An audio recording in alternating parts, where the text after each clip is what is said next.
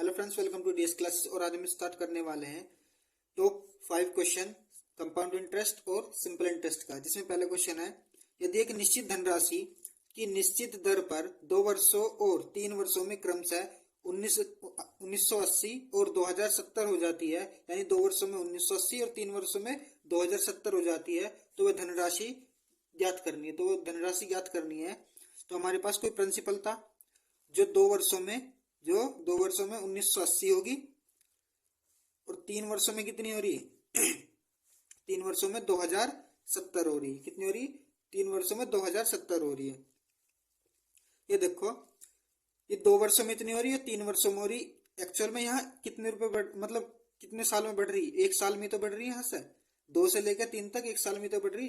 तो कितना बढ़ रहा है? वो 90 रुपए बढ़ रहा है। कितने रुपए बढ़ रहा है? इन दोनों का डिफरेंस करो तो आपके पास कितना मिलेगा? 90 रुपए आपको 1 साल में मिलेगा। तो 2 साल में कितनी बढ़ेगी? वो 1 साल में 90 रुपए बढ़ रही, तो 2 साल में कितनी बढ़ेगी? 2 से गुना कर दो, क्योंकि कंपाउंड सिंपल इंटरेस्ट हर साल बराबर होता है। तो क्या करेंगे? 180 बनेगी, यानी 2 साल में कितनी बढ़ी है? 2 से गुना कर दी 90 की, तो 180।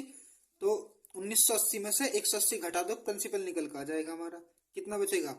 1980 माइनस 180 बराबर आ गया 0, 0, 8 और 1800, यानी ऑप्शन नंबर कौन सा? डी हमारा राइट आंसर हो जाएगा। Option number D.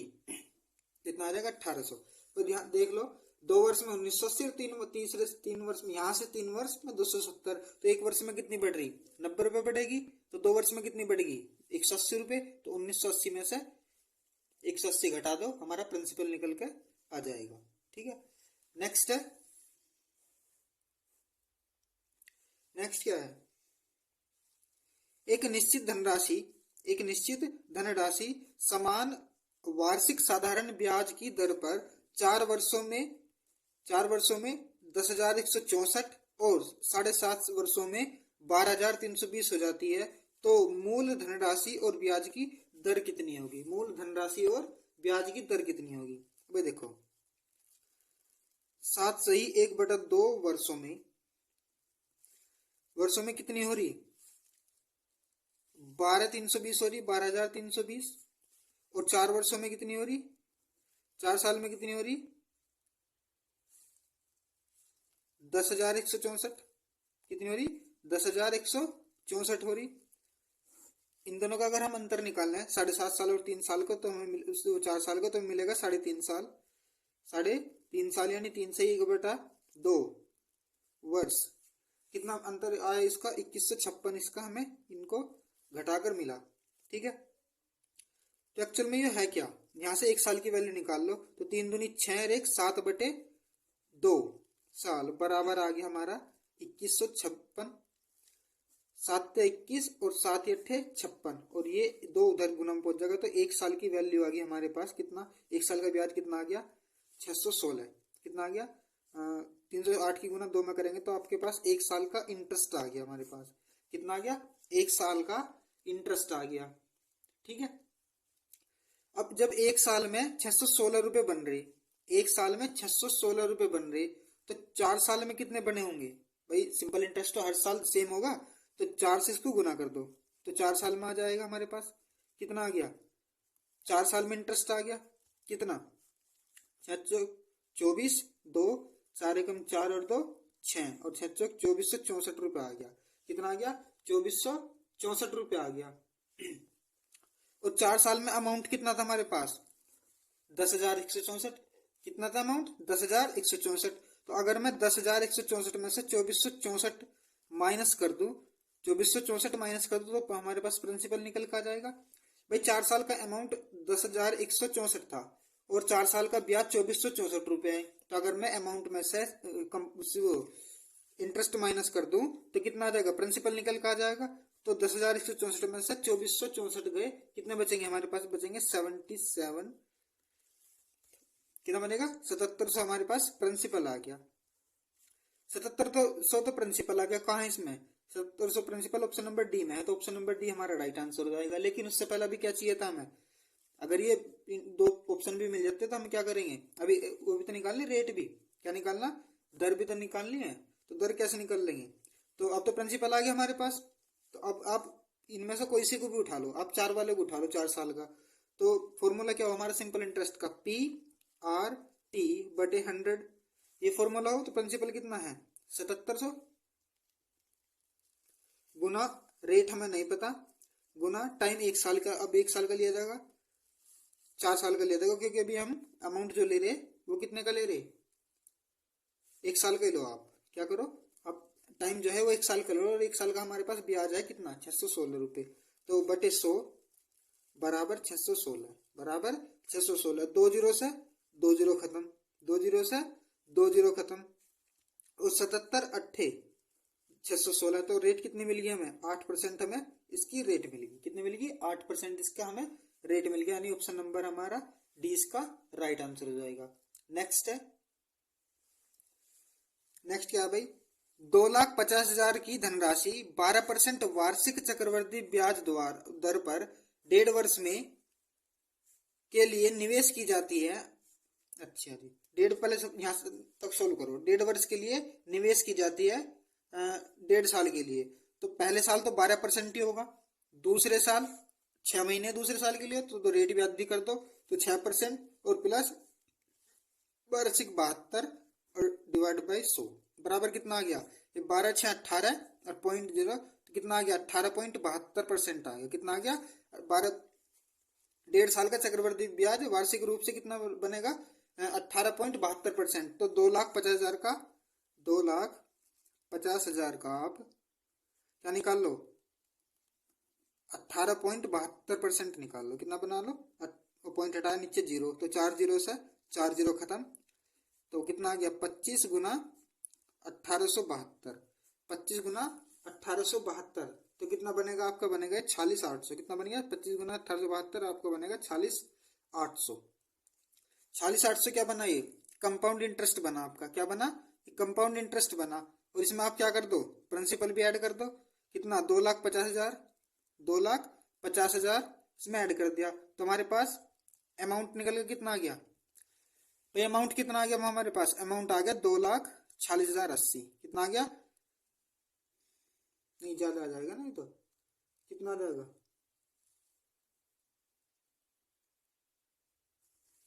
कितना आ जाएगा भाई,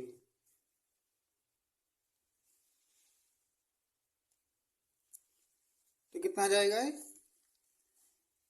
2,96,800। कितना 2,96,800, इसके क्या आ गया हमारे पास, अमाउंट आ गया। क्या पूछ रहा, इसका ये अमाउंट आ गया। अब क्या निकालना, अब आगे करना है, अर्धवार्षिक रूप से चक्रवृद्धि होने और वार्षिक रूप से, मतलब अर्धवार्षिक रूप से और चक्रवृद्धि रूप से चक्रवृद्धि होने पर प्राप्त होने वाले मिश्र धनों में अंतर ज्ञात करना। अभी क्या निकालना हमने, ये वार्षिक रूप से, अब निकाल लो अर्धवार्षिक रूप से। अभी ये निकला था हमारा वार्षिक रूप से, क्या निकला था, ये वार्षिक रूप से। अब निकाल लो अर्धवार्षिक रूप से। जब हम अर्धवार्षिक रूप से निकाल लेंगे, जब हम अर्धवार्षिक रूप से निकालते हैं, तो रेट तो हो जाएगी हमारी आधी, तो रेट कितना आ जाएगा 12/2 यानी 6% आ जाएगी, और समय कितना हो जाएगा दुगना, तो टाइम कितना हो गया भाई, 1 से 1/2 था, और गुना कर दो 2 से, तो कितना आ जाएगा, ये 3 वर्ष आ जाएगा। कितना आ जाएगा, 3 वर्ष आ गया। तो अब इसका क्या निकाल लो, इसको निकाल लो ट्री मेथड से। क्या करो, 2,50,000 का ट्री मेथड जब हम इसमें लगाएंगे, तो क्या बनेगा, पहले साल, दूसरा साल और ये तीसरा साल। पहले साल का 6% बनेगा 15, कितना 15,000, दूसरे साल का 15,000, और तीसरा भी 15,000। ठीक है, पहले को फिर अगला भी देगा ब्याज पे ब्याज, यानी 900, ये भी 900, और फिर ये भी 900, और फिर ये देगा तो 54, ये देगा तो ये कितना देगा 54 देगा। टोटल कितना निकल गया इसका, इसका इंटरेस्ट कंपाउंड इंटरेस्ट मिला हमको 47,754। कितना 47,754 मिला। प्रिंसिपल भी ऐड कर दो, प्रिंसिपल भी इसमें ऐड कर दो, कितना आ जाएगा 50,000, 2,50,000, 0 0 0, ये बना आपका 5, कितना बन गया 2,50,000। क्या बनाए 2,50,000, तो 4 5 7 7 5 4 9 और ये 2।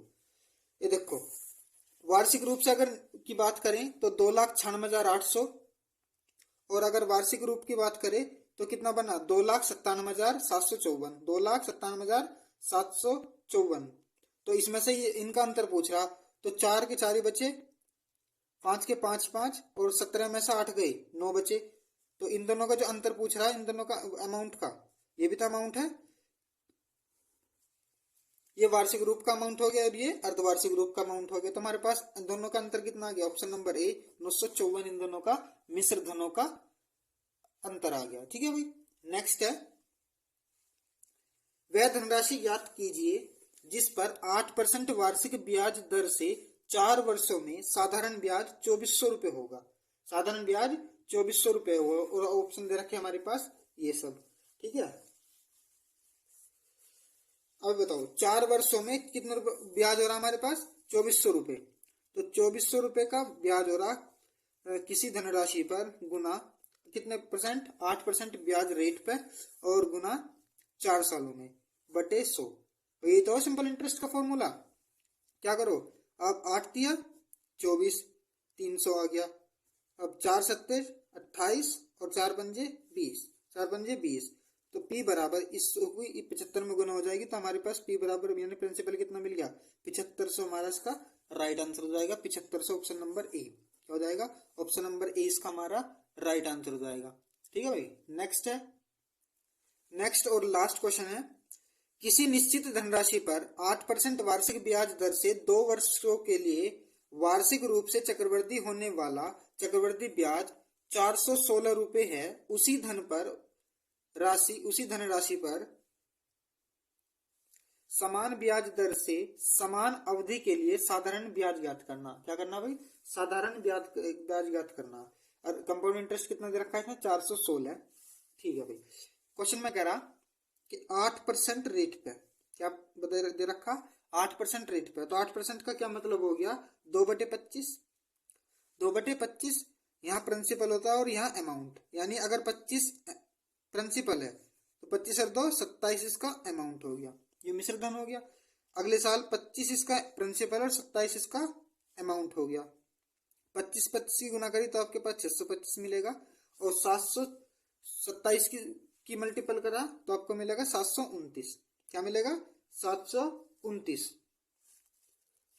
ठीक है भाई, इन दोनों का जो डिफरेंस होगा वही हमारा क्या होगा, कंपाउंड इंटरेस्ट होगा। दोनों का जो अंतर होगा, दोनों का अंतर कितना आ गया, 104। कितना आ गया अंतर, 104। और 104 बराबर की वैल्यू दे रखी 416, यानी कंपाउंड इंटरेस्ट का कितना मिला हमें, 104, और कंपाउंड इंटरेस्ट ही दे रखा है ना 616, 416।